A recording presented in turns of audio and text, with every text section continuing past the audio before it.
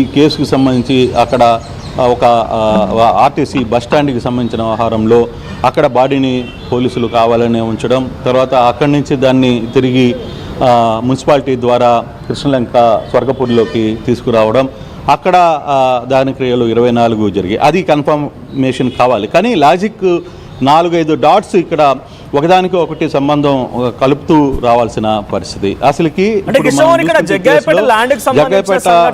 అప్పుడు ఇంకా డిస్కషన్ లోనే ఉంది. టాస్క్ ఫోర్స్ పోలీసులు మార్కాపురం వెళ్ళారు.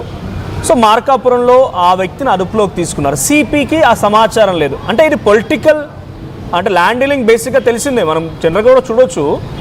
ల్యాండ్ డీలింగ్ అనగానే ఎక్కువ మనకు వినిపించే పేరు సెటిలర్స్, లేదంటే సెటిల్మెంట్ చేసేవాళ్ళు, లేదంటే పొలిటీషియన్స్ ఉంటారు.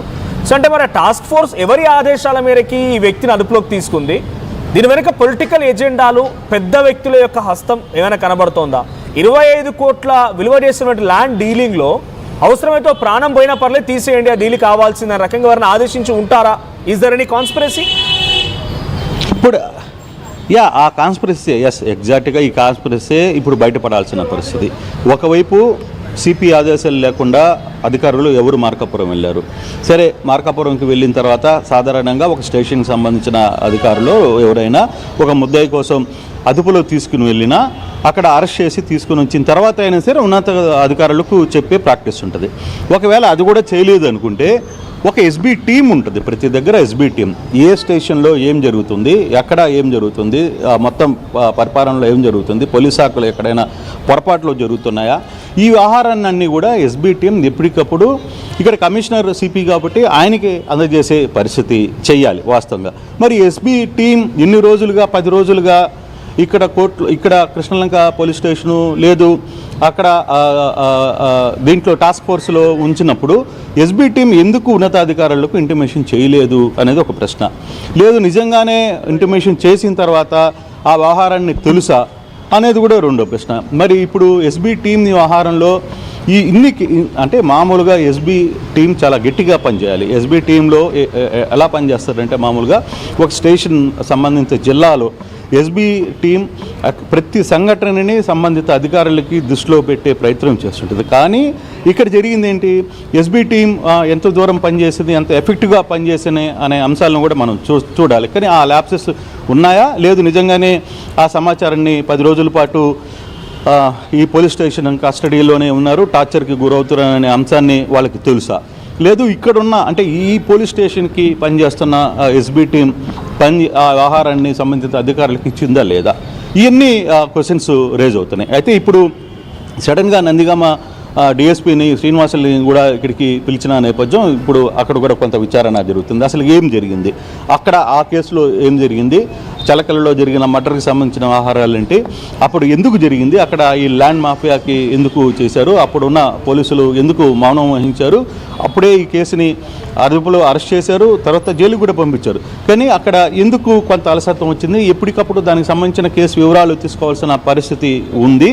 మరి నాగరాజు సిఐ ఇక్కడి నుంచి జగ్గైపేటకి వెళ్ళి జగ్గైపేటకి సంబంధించిన వ్యక్తితో అక్కడున్న సిఐని నాకు అప్పచెప్పండి అని ఎందుకు చెప్పారు, ఇవన్నీ కూడా 1 by 1 జరుగుతున్న పరిస్థితి. మరి ఇప్పుడు డిఎస్పీ ఏం చెప్పబోతున్నారు, సంబంధిత సిఐ అక్కడ రోల్ ఏంటి, ఈ అన్ని వ్యవహారాలు 1 by 1 విచారణకు వచ్చే అవకాశం అయితే చాలా స్పష్టంగా కనబడుతుంది. కానీ ఈ విచారణలో నిగ్గు తెలుస్తారా, లేదు ఇది పైకి కనపడుతున్న ఓన్లీ ఒక రకమైన ఇదే. కానీ ఓవరాల్గా మనం కానీ చూసుకుంటే ఈ కేసు కొంత సీరియస్గానే నడుస్తుంది. సంబంధిత అధికారులు అయితే ఇప్పటి వరకు 48 గంటలు గడుస్తున్నప్పుడు సాయి కృష్ణన్ తీసుకొచ్చారో ఈరోజు టాస్క్ ఫోర్స్ అంటే తనని హతముందించి కొట్టి దాడి చేసి లేదంటే ఆయన దహనం చేసిన సంఘటనలో కేవలం ఇక్కడ సిఐ నాగరాజు అండ్ టీం మాత్రమే ఉందా, ఈ టాస్క్ ఫోర్స్ పోలీసులు కూడా ఉన్నారా?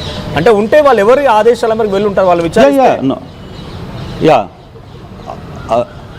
అదే పాయింట్ ఎస్, ఇక్కడ తెచ్చింది టాస్క్ ఫోర్స్ పోలీసులు. అందుకే ఏసీపీ లలిత్ కుమార్ని నిన్న పిలిచారు, విచారించారు. తర్వాత నవీన్ కుమార్ ఎస్ఐని పిలిపించారు, విచారించారు. అలాగే అక్కడ మరో కానిస్టేబుల్ రమేష్ అనే వ్యక్తిని పిలిపించారు, మరో ఇంకొక కానిస్టేబుల్ని కూడా పిలిపించి అసలు ఏం జరిగింది అనే దాని మీద నిన్నంతా కూడా ఎంక్వైరీ చేశారు. దాని మీద పూర్తి రిపోర్ట్ అయితే తీసుకున్నారు. ఫర్దర్గా ఇప్పుడు దాని తర్వాత జరిగిన ఈక్వేషన్ ఏంటి అంటే అక్కడ టాస్క్ ఫోర్స్లో ఎన్ని రోజులు పెట్టుకున్నారు సాయికృష్ణ అని, ఇక్కడ ఏ రోజు ఇక్కడికి తీసుకొని వచ్చారు, ఇక్కడ ఎటువంటి పరిస్థితుల్లో ఉన్నారు, అతను వచ్చే టయానికి సాయికృష్ణ పొజిషన్ ఏంటి, సాయికృష్ణ టాస్క్ ఫోర్స్ నుంచి కృష్ణలంక పోలీస్ స్టేషన్కి వచ్చే సమయానికి అతని పరిస్థితి ఎలా ఉంది, అతని ఆరోగ్యం ఎలా ఉంది. మామూలుగా ఒక పోలీస్ స్టేషన్లో నుంచి ఇంకో పోలీస్ స్టేషన్కి ఒక వ్యక్తిని అంటే ఒక అక్యూజ్డ్ని పంపించేటప్పుడు ఇంకో పోలీస్ అధికారి స్టేషన్కి అప్పచెప్పేటప్పుడు కూడా వాళ్ళు పూర్తిగా రాసుకుంటారు.